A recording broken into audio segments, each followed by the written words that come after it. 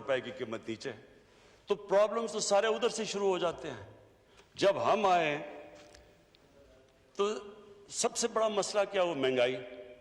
اب مہنگائی کیسے نہ ہوتی؟ مہنگائی جب روپیہ پہلے 104 پہ تھا، جب ہمیں ملا، جب تک ہماری باری 122 پہ ہو گیا، اور وہ ہمارا جا کے اینڈ میں روپیہ پہلے گرا اور پھر سٹیبلائز کر گیا جو ہم نے قدم اٹھائے.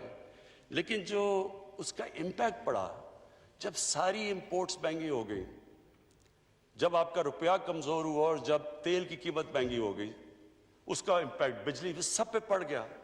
تو اسپیکر صاحب، وہ ملک میں لوگوں میں غربت میں اضافہ ہونا تھا، وہ مشکل وقت آنا تھا جب یہ ایڈجسٹمنٹ ہونی تھی.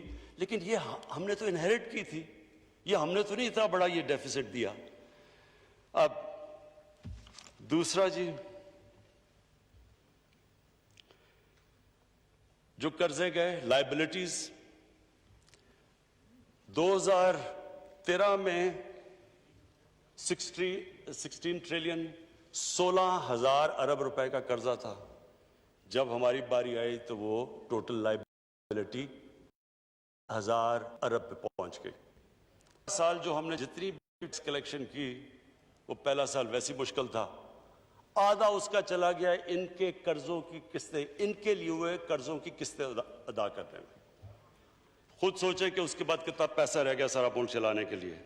جو ریزروز تھے ان کے 20 ارب ڈالر کے ریزروز تھے، وہ کریش کر کے 10 ارب ڈالر پہ آگے جب ہمیں گورنمنٹ ملی. اور میں آپ کو یہ بھی بتاؤں کہ حال یہ تھا شروع میں کہ ہمارے پاس پیسے نہیں تھے، جو لائبلٹیز تھیں، جو ایکسٹرنل لائبلٹیز تھیں، ہمارے پاس پیسے نہیں تھے. اسپیکر صاحب، دنیا میں گئے، اپنے دوستوں کے پاس گئے، پیسے مانگنے گئے کہ جناب ہمارے پاس ریزروز نہیں ہیں، ہماری مدد کریں. دیکھیں اسپیکر صاحب، میں اس ملک کا سب سے بڑا فنڈ ریزر ہوں. 30 سال سے پیسے اکٹھے کر رہا ہوں. مجھے کبھی شرم نہیں آئی پیسے اکٹھے کرتے ہوئے جب میں پاکستانیوں سے پیسے اکٹھے کرتا ہوں اپنے ملک کے لیے،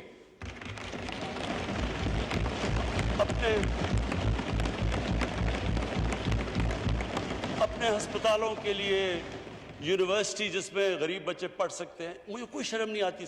سیلاب کے لیے، زلزلے کے لیے، تو اپنے لوگوں سے پیسے اکٹھے کر رہا ہوں، شوکت خانم کے لیے.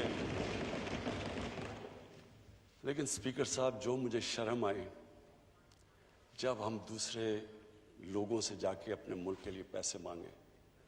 میرے ساتھ ٹیم تھی، شاہ جی میرے ساتھ تھے، اسد میرے ساتھ تھا. دیکھیں، آپ جو مرضی کر لیں، آپ کا جتنا مرضی وہ خیر خواہ ہو، دوست بھی ہو، لیکن جب آپ ہاتھ پھیلاتے ہیں نا کسی کے سامنے، اس کی آنکھوں میں ایک لک آتی ہے. اور وہ صرف میرے لیے شرم کی بات نہیں، میرے ملک کے لیے ہے کہ میں ملک جب جا کے کسی سے پیسے مانگتا ہے. اور وہ ہم کیوں مانگ رہے تھے؟ ہمارے پاس پیسے نہیں تھے، ہم ڈیفالٹ کرنے کے سٹیج پہ آئے ہوئے تھے. تو ہم 3 مہینے تو لگے ہوئے، کبھی ایک ملک میں جا رہے ہیں، کبھی دوسرے ملک میں پیسے مانگنے کے لیے. اور اسپیکر صاحب، یہ ہماری وجہ سے نہیں تھا، یہ ہمارے ملک کی بدقسمتی کہ ہمارے جو اس ملک میں لیڈرشپ تھی. اب میں آپ کو ذرا مثال دیتا ہوں کہ ایک طرف تو یہ ہمارا حال تھا کہ پیسے مانگ رہے تھے. ذرا میں آپ کو صرف بتانا چاہتا ہوں کہ کیا یہ جو ایک جو ملک کا پرائم منسٹر ہوتا ہے، وہ ملک کے باپ کی طرح ہوتا ہے، قوم اس کے بچے ہوتے ہیں. میں سمپل سوال آپ سے پوچھتا ہوں کہ کیا اگر میرے بچے بھوکے ہیں، اگر میں بچوں کو صحیح علاج نہیں کروا سکتا، تو کیا میں ایک بادشاہ کی طرح رہوں گا اور بچے میرے بھوکے رہیں گے؟ کیا میں اپنے خرچے نہیں کٹ کروں گا؟ میں صرف آپ کو یہ اس لیے بتا رہا ہوں کہ یہ مائنڈ سیٹ ریفلیکٹ کرتا ہے. اسپیکر صاحب، میں واشنگٹن گیا، ٹوٹل پیسہ جو میں نے خرچ کیا $67,180. یہ میرا سارا ٹرپ کا تھا. ٹھہر جائے ایک منٹ پہلے. नवाज शरीफ ने वही ट्रिप की वॉशिंगटन की, $549,000। आसिफ जरदारी ने वो ट्रिप की $752,000। अब मैं सिर्फ ये पूछ रहा हूं कि क्या वहां जाने से, इतने ज्यादा पैसे खर्च करने से, क्या उनके हुक्मरानों ने समझा होगा कि ये जो कितने जबरदस्त लोग हैं, ये कितने बड़े होटल में ठहर रहे हैं? एक तरफ आप पैसे मांग रहे हैं उनसे, दूसरी तरफ आप उस तरह ठहर रहे हैं। मैं आपको कहता हूं कि वेस्टर्न डेमोक्रेसी के लीडर इतना पैसा खर्च ना करे जो ये है। आगे आ जाए जी, यूएन की विजिट। आसिफ जरदारी ने खर्च किया $1.3 मिलियन, $13 लाख। नवाज शरीफ ने खर्च किया $11 लाख। शाहिद खाकान अब्बासी ने किया $7 लाख। वही ट्रिप मैंने $162,000 पे की, $1,62,000। 10 गुना ज्यादा फर्क। डेवोस गए, डेवोस में जनाब गिलानी साहब गए तो उन्होंने $460,000 पे की।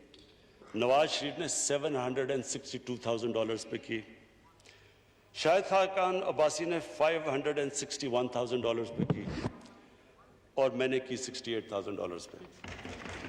मैं सिर्फ, स्पीकर साहब, मैं आपके लिए सिर्फ ये इसलिए कह रहा हूं, मैं सिर्फ आपके लिए कह रहा हूं, मैं आज ये सिर्फ पूछना चाहता हूं कि क्या जब आप एक मकरूज मुल्क, जो मैं आपको बता रहा हूं, कर्जे ले रहे हैं, और मैं आप फिर से कहता हूं, जब शर्म आती है, क्यों मुझे अपने लिए तो लहदा, जो मेरी कौम, वो क्या समझते होंगे हमारी कौम को।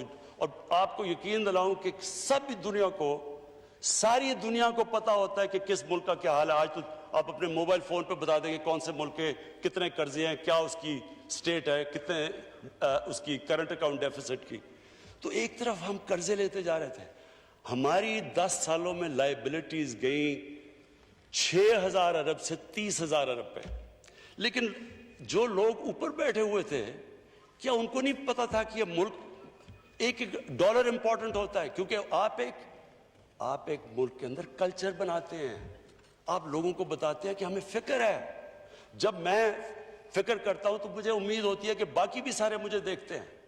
मैंने अगर अपना ये जो स्टाफ था मेरा प्राइम मिनिस्टर हाउस का, 534 काम करने वाले थे, वो आधे कर दिए, पैसा हमने कम कर दिए,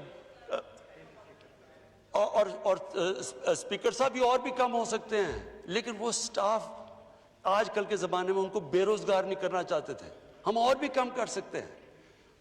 हर जगह जब कि कहीं भी दुनिया में जब एक ऑस्टेरिटी, एक मुल्क मुश्किल में आता है, तो एक फिर हुक्मरानों अपनी एग्जाम्पल से लीड करते हैं।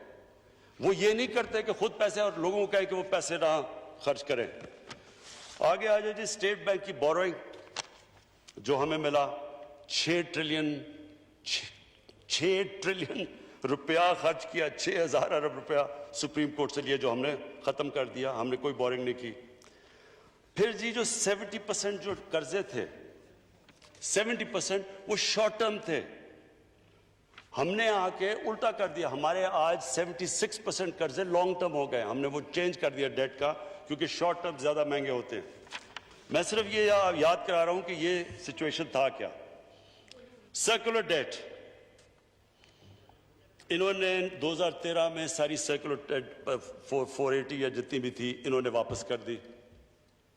उसके बाद जब हमें मिली गवर्नमेंट, 1.2 ट्रिलियन रुपीस की सर्कुलर डेट पहुंच गई, 1200 अरब। कॉन्ट्रैक्ट्स, अब हम फंस कैसे गए? सारे कॉन्ट्रैक्ट्स पहले के साइन हुए हैं। हमारे दौर में तो, मुझे करेक्ट कर दे अगर उमर यूब में बैठा है, कि हमारे दौर में तो एक विंड पावर के कॉन्ट्रैक्ट हैं जो कि 4 या 5 सेंट पे हुए हैं, बाकी तो सारे पुराने कॉन्ट्रैक्ट्स थे। तो एक तो उधर फंस गए। बिजली महंगी प्रोड्यूस हो रही है, बेच रहे हैं सस्ती, बीच में सर्कुलर डेट आ गई। उसके बाद गैस के 15 साल का कॉन्ट्रैक्ट हमने एलएनजी का कर लिया। وہ ہم نے تو نہیں کیا. اب وہ گیس اسے آدھی قیمت کی بک رہی ہے, اس سے بھی کم, لیکن ہم 15 سال ہم نے تو نہیں کیا. تو یہ لائبلٹیز کے ساتھ, تو میں یہ صرف پہلے بتانا چاہتا ہوں کہ اس بوجھ کے ساتھ پاکستان ملا تھا. جو مجھے یہ بتایا جا رہا تھا کہ جناب یہ تو سارا کچھ کیا, یہ جواب ہمارے سے مانگے جا رہے, جواب تو ان کو دینے چاہیے جو اس سٹیٹ پہ پاکستان چھوڑ کے گئے تھے. اب ہم نے کیا کیا؟ ہمارا کرنٹ اکاؤنٹ ڈیفیسٹ, جو میں پھر سے سب کو کہتا ہوں کہ ایک چیز ہوتی ہے جب دنیا آپ کو طرف دیکھتی ہے تو وہ دیکھتی ہے کہ کیا آپ کا کرنٹ اکاؤنٹ سرپلس پہ ڈیفیسٹ پہ. 20 ارب ڈالر سے آج 3 ارب ڈالر پہ ہماری کرنٹ اکاؤنٹ ڈیفیسٹ آیا. پرائمری ڈیفیسٹ کا مطلب یہ کہ آپ نے اپنے خرچے اور اپنی آمدنی کو بیلنس, نقصان میں فائدے میں ہے. پرائمری مائنس قرضے, یعنی جو آپ نے قرضوں کی قسطیں ادا کرنی ہے, جو قرضے پچھلوں نے لیے ہوئے تھے. اس باری ہمارا پرائمری ڈیفیسٹ سرپلس پہ تو نہیں آیا لیکن لیول ہو گیا. ہمارا پرائمری ڈیفیسٹ ختم ہو گیا. اور میں سمجھتا ہوں یہ اس لیے کہ ہم نے ساری اپنی آسٹیرٹی کیمپین کی, ہم نے اپنے خرچے کم کیے. میں اپنی ہماری گورنمنٹ کے, ہماری فیڈرل گورنمنٹ کے خرچے کم کیے. ہم نے پاکستان آرمی کو کہا, پہلی دفعہ پاکستان کی فوج نے, یہ دوسری دفعہ ہے کہ انہوں نے ریل ٹرم سے اپنے خرچے کم کیے, جبکہ ہندوستان اپنے خرچے بڑھا رہا ہے. اس لیے کہ سارے ملک نے فیصلہ کیا کہ ہمارے پاس پیسے نہیں ہیں.